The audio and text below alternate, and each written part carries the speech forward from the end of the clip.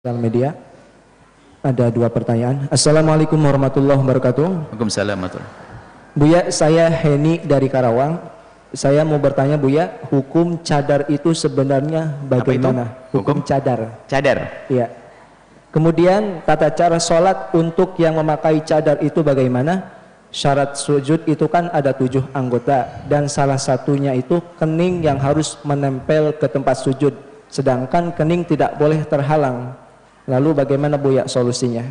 Sekian Buya. Hukum cadar. 4 madhab semuanya, termasuk di dalamnya adalah madhab kita Imam Asy-Syafi'i radhiyallahu ta'ala anhu. Pendapat yang dikukuhkan, pendapat nomor 1 bahwasanya cadar adalah wajib. Harus jujur kita dalam urusan fikih. Hukum harus jujur. Adapun mana yang bisa kita ambil itu babnya lain. Jadi seorang wanita wajib. Sudah Anda tak buka kitab fikih apapun dari madhab Syafi'i, Maliki, Hambali, Hanafi yang pernah ngaji deh. Jadi tapi santri Al-Bahjah kok banyak tidak pakai cadar lah. Kami ngambil pendapat yang kedua untuk masyarakat Indonesia. Tapi harus jujur, pendapat yang pertama wajib, harus sampaikan, nggak usah bohong kita.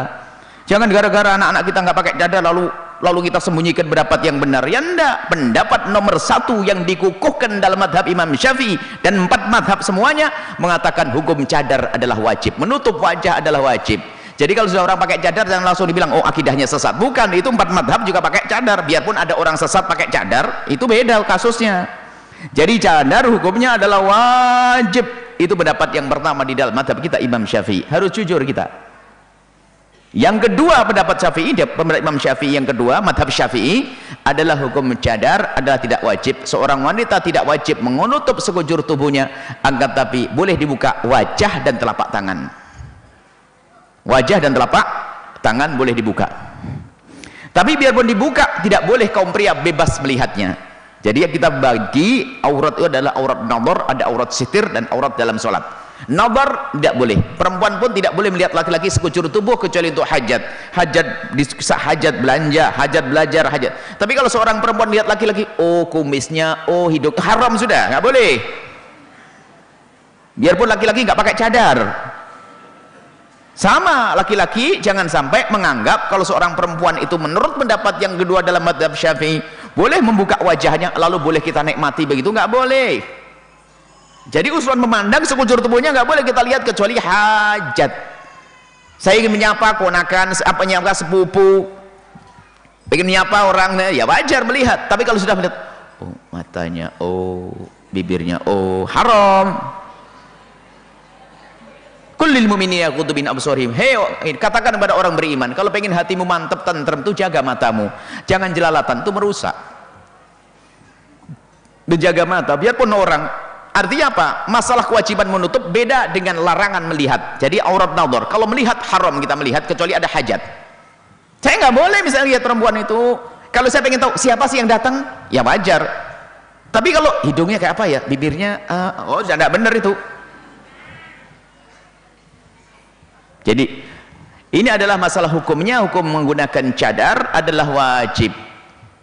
Pendapat yang kedua tidak, maka ini akhlaknya. Hei yang sudah buka cadar, kalau ada anak-anak Buya di sini pakai cadar, Buya senang. Karena Allah kemuliaan, artinya sudah tidak pengen pamer dandanan, ini keistimewaan. Tapi ingat jangan merendahkan yang belum pakai cadar. Ini musibah. Orang sudah pakai cadar tuh kayak sudah di surga paling tinggi, petentang lihat orang lain neraka.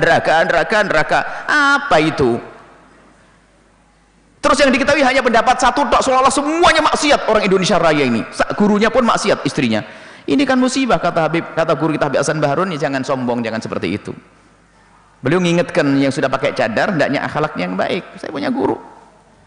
Sebab ada orang gara-gara sekolah di sebuah tempat, pulang istrinya pakai cadar, langsung kiai apa itu istrinya nggak pakai cadar, habisin semuanya. Makanya kita perlu adil. Bahwasanya hukumnya memang benar yang pakai cadar, Anda benar, anak-anak kita sebagian banyak pakai cadar, silahkan, karena Allah membanggakan. Tapi yang belum pakai cadar, yang itu sudah benar deh menutup auratnya, sekujur tubuhmu, tidak kau tampakkan lekuk-lekuk tubuhmu, sudah pakai baju, sudah alhamdulillah. Diupayakan kerudung yang panjang. Sekarang ini kadang-kadang salah, kalau cukur panjang karena akidahnya sesat. Di sebagian kota sana kalau udah ini kerudungnya panjang itu sesat. Kok kerudung panjang urusan sesat itu bagaimana? Yang nggak pakai celana itu loh, yang nggak pakai itu yang sesat. Kalau urusan kerudung panjang di himbauan, kalau bisa punya kerudung itu bisa memanjang, kalau bisa sampai menutup dadanya sehingga tidak terlihat bentuk dadanya. Itu yang baik, bukan urusan orang sesat. Kadang-kadang berlebihan nih orang-orang ini. Sudah kalau pakai cadar, waduh sesat ini, cadar sesat. Kok cadar jadi sesat? Justru pendapat ada dosa. Madhab kita Imam Asy-Syafi'i. Kemudian, lah kok santri Al-Bahjah pada tidak pakai cadar? Kita pakai pendapat yang kedua. Bukan pelanggaran. Jadi urusan cadar adalah urusan agama, bukan urusan Arab. Ini ada orang yang anti agama itu langsung atau cadar itu Arab. Nah, ini sudah mulai benci dengan Arab tuh. Jadi seolah bukan syariat. Cadar adalah syariat. Cadar adalah syariat. Menutup muka, menutup wajah adalah syariat. Tapi kalau belum bisa, ya nggak apa-apa, nggak pakai cadar. Yang penting istiqomah deh. Kalau sudah pakai cadar, niat Bismillah, ya langsung lanjutkan. Karena itu sebuah kemuliaan. Baik. Kemudian bagi yang pakai cadar, jangan merendahkan yang belum pakai cadar, karena mereka juga ada ngikuti ulama. Yang pakai cadar saja nggak boleh merendahkan yang tidak pakai cadar, apalagi yang nggak pakai cadar. Jangan ngejek yang pakai cadar. Ini penyakit cadaran sok. Kadang-kadang sombong, nggak penting cadar, yang penting hati. Oh, kayak hatinya lebih bagus ini. Sombong lagi dengan urusan hatinya. Yang penting hati, nggak penting cadaran. Wah, ini sudah mulai dengki nih ngomong gitu tuh. Memang Siti Fatimah hatinya jelek. Siti Fatimah hatinya bagus, ternyata beliau sangat menutup dirinya. Makanya ini, pokoknya kalau ada orang ngomong yang penting hati, itu paling sombongnya manusia. Seolah merendahkan wanita-wanita soleh seperti istri-istri Nabi itu adalah orang rendah, hatinya jelek, sehingga mereka butuh pakai cadar dan pakai menutup aurat. Hati-hati, sebagian orang kalau disuruh pakai menutup aurat selalu berkata, yang penting kan hati. Masya Allah, hatimu baik, kayak kapuk kobong.